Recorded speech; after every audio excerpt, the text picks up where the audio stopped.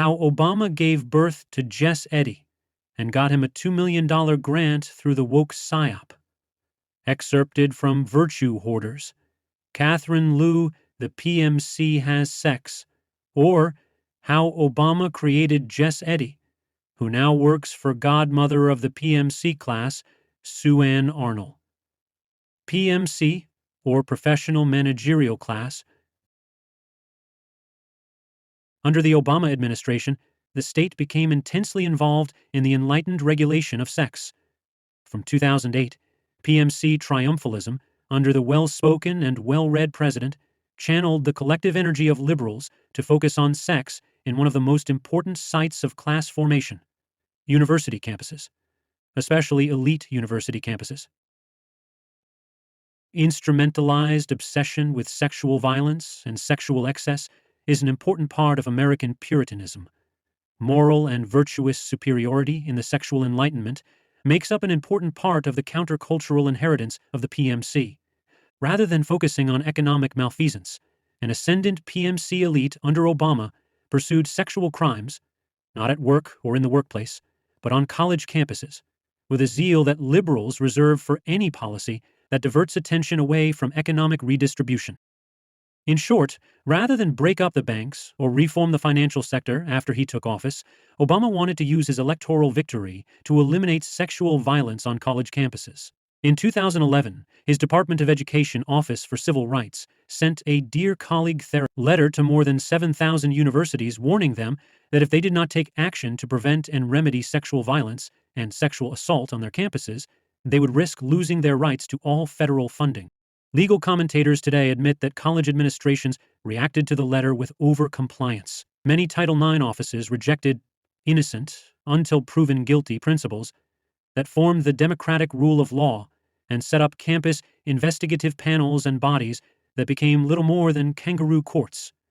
At the same time, sensational stories of sexual violence and sexual abuse on college campuses emerged in the mainstream media, as if to confirm the necessity of the Obama administration's stringent new policies.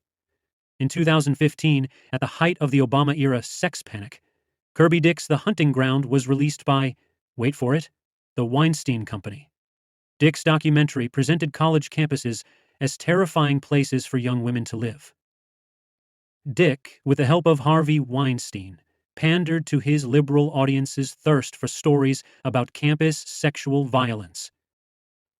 In 2016, Amber Frost cited the National Crime Victimization Survey numbers, showing that non-college-going women were 1.2 times more likely to be sexually assaulted than their college-going counterparts. Sexual violence on college campuses attracted liberal PMC elites to a new front in the culture wars, far away from inequality, oppression, and workplace sexual harassment and discrimination. Fighting sexual violence on campus allowed the PMC to reinforce its belief that white-collar professionals and lawyers like Atticus Finch were the true heroes in low-risk struggles against anything but economic abuse. The Obama administration's zealous enforcement of Title IX is very different from the way in which Hank Paulson and Timothy Geithner engineered the bailout of criminal financial institutions after the financial meltdown of 2008. Why didn't the Obama administration send a Dear Colleague letter to investment bankers and financial advisors, warning them about helping their clients evade billions of dollars in taxes? Taxes that, used correctly, could be reinvested in public universities and public education programs.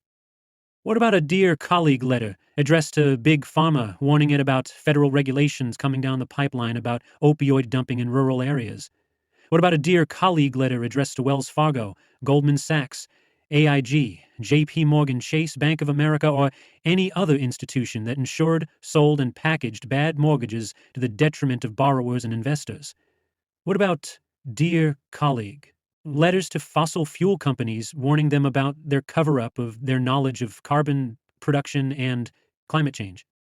In the absence of such letters, we have to conclude that PMC elites prefer fomenting moral panics to implementing even the most modest redistributive or progressive economic policies, even after a global financial catastrophe. Virtue Hoarders, Catherine Liu, The PMC Has Sex, or how Obama created Jess Eddy, who now works for godmother of the PMC class, Sue Ann Arnold, and just got a $2 million Department of Justice grant for his not-for-profit industrial complex group, Live Free,